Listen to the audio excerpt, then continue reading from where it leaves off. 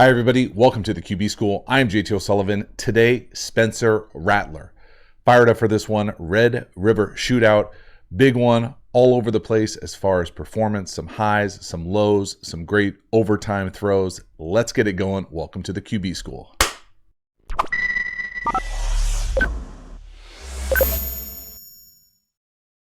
So this video is a small sample size of what will be available over on the Quarterback School Patreon community video this week. The full game, all 22, every play. Excited to share it with y'all, be able to see kind of the evolution of this game because it really goes from starting in kind of a whirlwind to some massive turnovers to really coming into his own, making some massive plays and really putting the squad on his shoulders in overtime, making plays, running the ball with his arm. Fired up to share it with you this week. Get over there, sign up for the Quarterback School Patreon community, make it happen. This one, little sampler size, check it out. Again, I appreciate it. Let's get it going. All right, Spencer Rattler, part 1, little 2x2, little double post, shallow sting or climb, a Lincoln Riley special. This thing is a thing of beauty. I love this concept. Love how they get to it in this game. 2 massive touchdowns. We're going to break this thing down, see exactly what's going on from the quarterback perspective, but really talking concept to get us going here. Again, anytime someone's wide open like that, I always think play design, offensive architecture, outstanding. What's really going on here? Here is that sting climb route. So we're faking this shallow or meshy in the air raid world. That's exactly what it looks like. Then he spikes this thing, hits it to quote-unquote the void. Either way, like to give landmarks here when we do this type of thing, whether you're crossing the ball, crossing the second linebacker type, whatever it is, it's here, and then you're running to grass, my favorite type of stuff. Get out there, run to that fake turf. What it's usually built with is a double post. So come in here, hit this thing big over the top, bunch of different ways to get there from different splits. But really what's going on here is this is a quarter killer.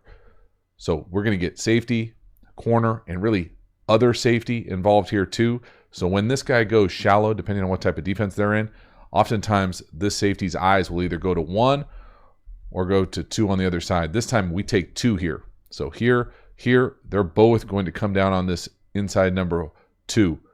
Hunt that up. Now we get a big win right here at the line of scrimmage, gap them, and really the ball could go there. Now again, they're calling this concept for this sting climb. But to me, you would really play this thing out as kind of 1 to 2 or alert, kind of 1 to 2. Either way, I think potentially it could have went down here to get started. Now I know it's a walk-in touchdown. What are you talking about? There's a pattern in this game of maybe jumping over reads or maybe over processing per se, for those of people still locked in the previous draft. But the concept is a thing of beauty, and I love when guys get locked in like this, play calling, hold it right just for this, hit that sting or climb. It's a thing of beauty. In fact, they come back later, and it's in this video, to win the game on this exact concept in overtime. So watch it again down here. Look at those 2 posts go, whether it's a post or a middle field read or a seam, whatever you want. The number 2, see how it occupies both those safeties? Then the corner down here at the bottom of the screen with the big post. That's an L, that's a mailbox, and that should be a touchdown. Now, the other part of this play that I failed to mention that I should go back and make sure I'm really explicit with is that it's the double post. That clears the top off, so we're talking just the top, right? Here. But now let's talk about the underneath coverage. What's really going on here with this kind of shallow spike? What really is important here is this kind of built-in check down, flat out, whatever you want to call it. Why? Because that pulls this apex edge flat defender really eyes into this area. Doesn't matter who it is. When they get there, then it becomes almost impossible for anybody to be back here in this space. So it's coupled with this built-in flat that allows this shallow spike, shallow climb to be so effective. So now let's watch the back kind of get in there and eat that linebacker up. I'd almost like to see him get out a little faster. Again, this thing takes a lot of time. It's a 7-on-7 special, but when it hits an 11-on-11, it's a thing of beauty. That back coming out, really important to get in there, gather that linebacker attention, and then that's nobody around you for 20 yards. Thing of beauty. Quarterback-wise, like two hands on the ball. There are a number of times in this game where he is impatient. I mean, obviously, thanks for the newsflash. He gets pulled in the second quarter. But I love his vision, love his release, upper body mechanics, super smooth. Thing of beauty right there. Now, we run into some issues. So this is, I love me a fast four. Fast four down here, shift. They're bringing a pressure. We throw a slant. Should be a pick six. The best thing about this is the effort to go make a tackle, get off a block, push him out of bounds, touchdown saving tackle. By far the best thing about this play. This play is a disaster on a bunch of different levels. First, I love the concept here. Getting to quads, empty. They got a little bit of an exotic blitz. They're going to get you. When you go empty, 5-person protection, they're going to get you. And what I mean by that is the defense is going to get free runners eventually.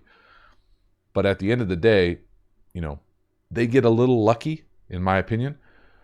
Just pause this thing. You can, count to the 5 eligibles. We got 4 down here. They only have 3 defenders on the hash down. And the guy on the hash near the line of scrimmage is blitzing. So if we threw a bubble down here, it would be punt return left. They get lucky. We had the wrong call called. But we couple that, in my opinion, with what I would say is not the correct drop for this type of slant route.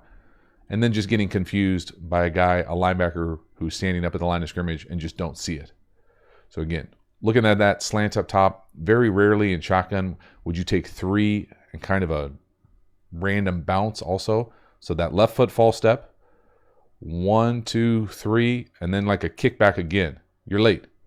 Okay, we got a free runner down here to the bottom of the screen. You're going to be hot. Tough to play the hot to one side, unblocked with the throw to the other side. Why? Because guys will often be dropping, aka 0 right here. By the way, I love how 0 looks. The number 0 is just super clean. This is an odd front.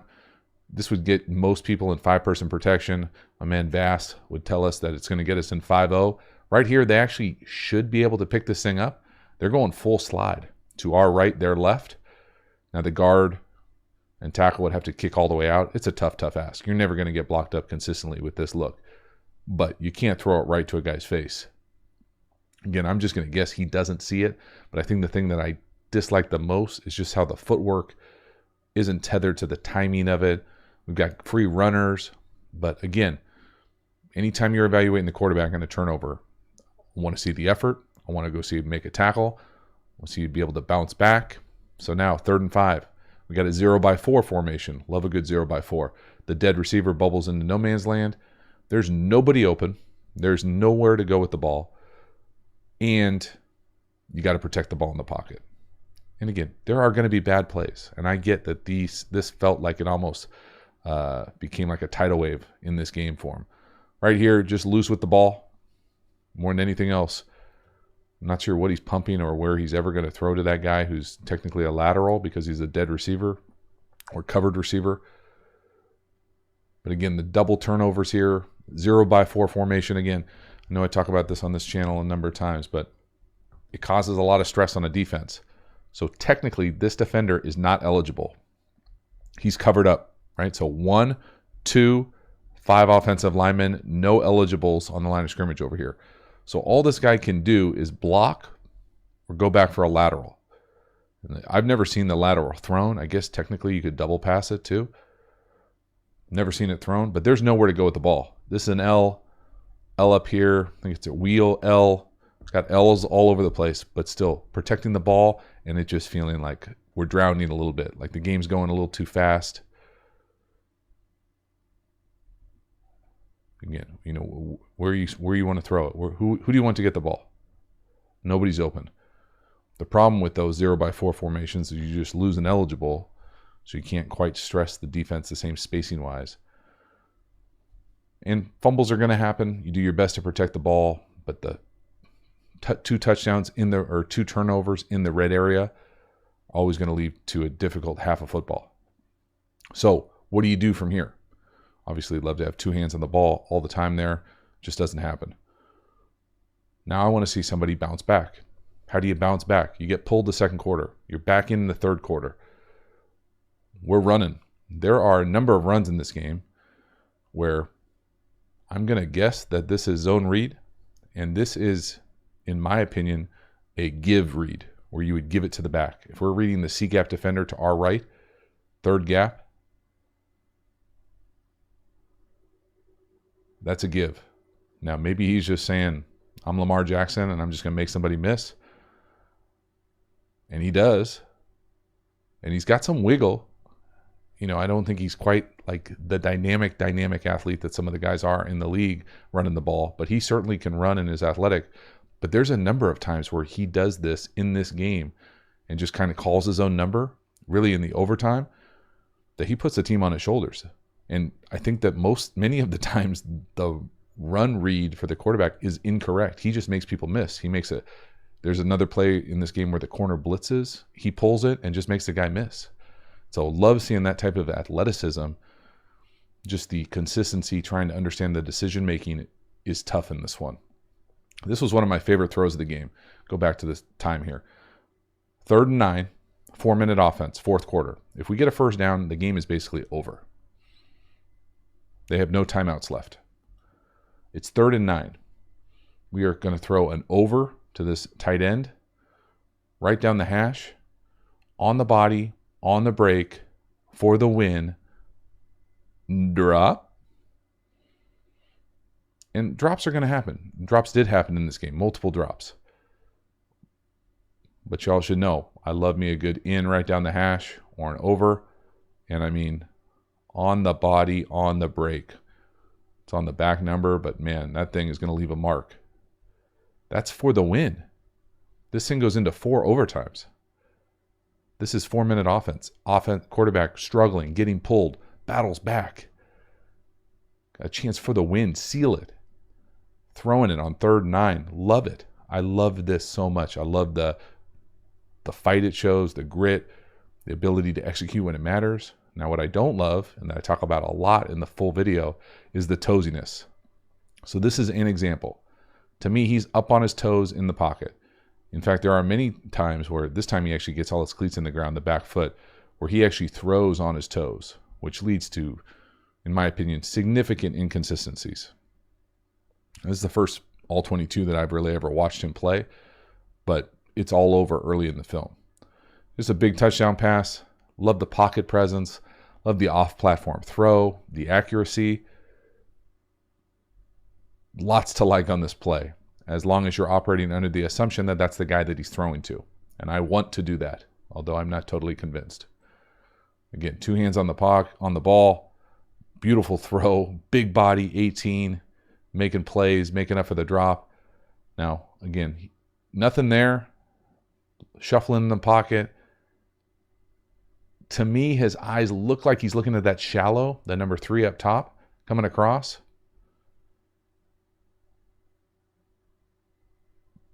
Because the throw to the tight end, first of all, the tight end's getting mugged in the end zone.